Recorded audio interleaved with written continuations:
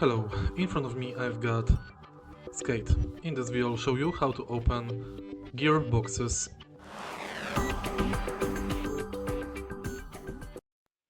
In the beginning, make sure you've got enough currency. The currency is located in the top right corner in the menu.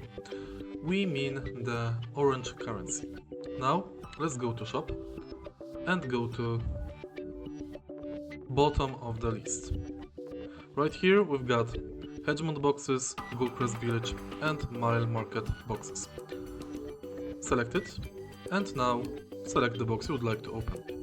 Each box can be unlocked with the certain level.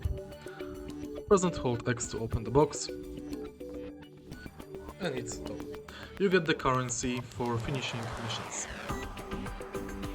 If you find this video helpful, please leave like, comment and subscribe.